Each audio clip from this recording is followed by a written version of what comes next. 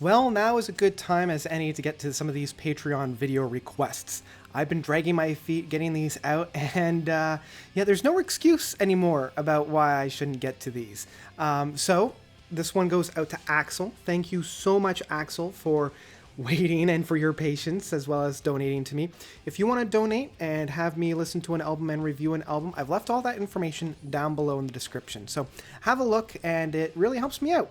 So, without further ado, let's talk about the album Axel wants me to talk about.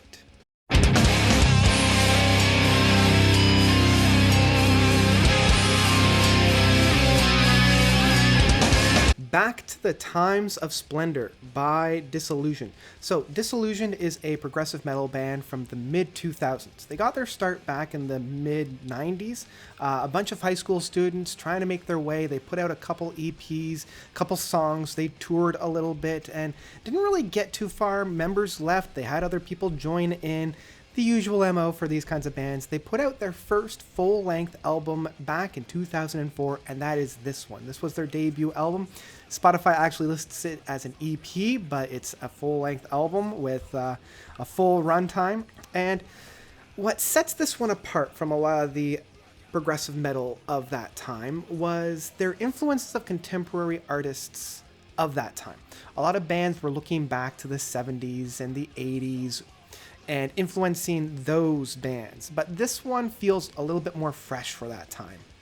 And this was something I had to really put myself into as I was listening to this album, because the album in some respects does feel a little bit dated. It has a lot of those new metal techniques that aren't used anymore. Very interesting singing styles, something that, say, a System of a Down would use, very operatic in some approaches. And this makes it both timely in a sense, but also timeless, because not a whole lot of bands are doing this. And so I kept having to put myself back into the mid-2000s and be like, this was quite revolutionary for that time, even influencing a lot of these different styles. Now, the three members that were on this band, we have Axel, or Andy Schmidt, being the lead member of this band on bass, on singing and compositions. He also provides a lot of the orchestrations of sounds.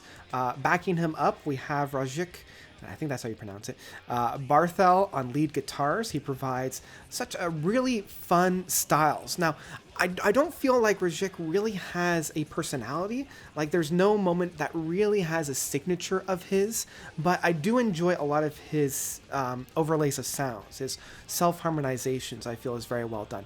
And then we also have Jens Malashka on drums, and his heartbeat is very great. I love his driving force. He has a really great blending of a powerhouse as well as being able to really groove with the songs, and able to really bring forth a personality when he needs to, but also bring it back when it needs to be. So let's talk a little bit about Andy's singing style. I already mentioned that it reminds me a little bit of System of a Down, because I do feel like it's got a lot of that operatic singing style, but still has a lot of those big powerhouse moments, those growls that we would hear from, say, like the Opeth movements, without completely going into Opeth, but also, say, like a Slipknot, especially within that new metal wave, or even Rammstein.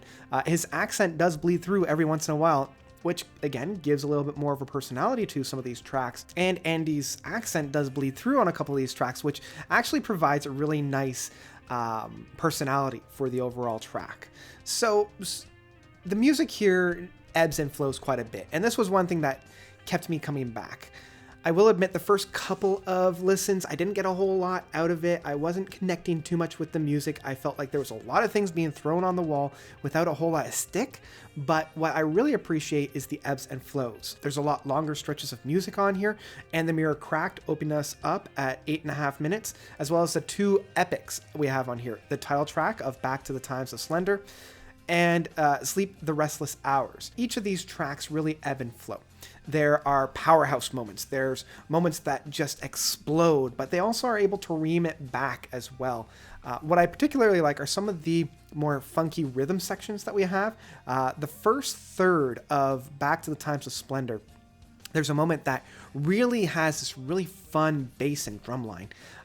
that really gets you into the mood.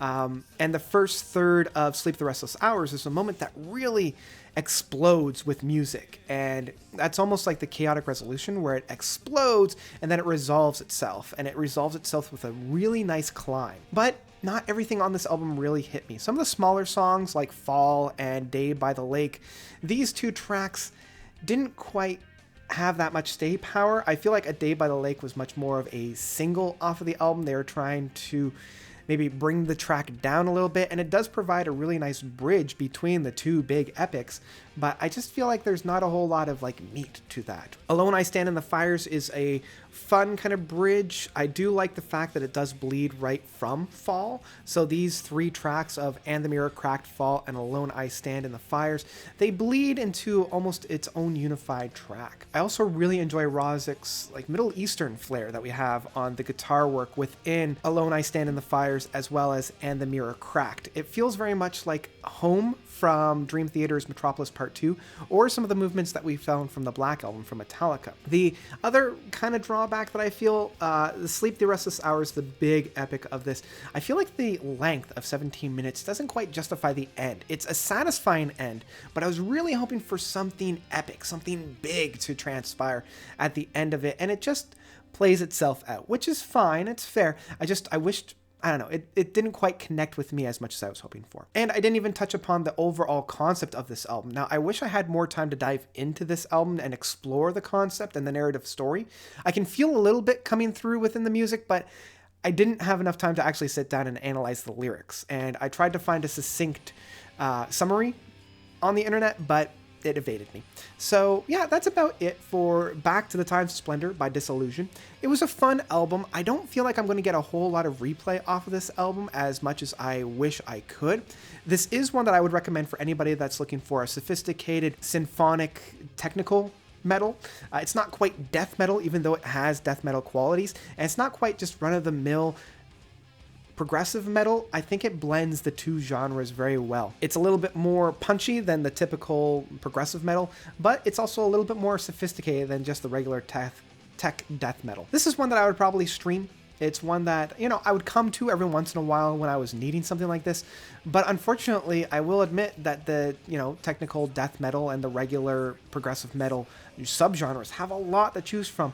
And I probably wouldn't go to this one first if I were looking for this style of music. But it might be something that you really like, because I do see that there's a really big fan base for this album.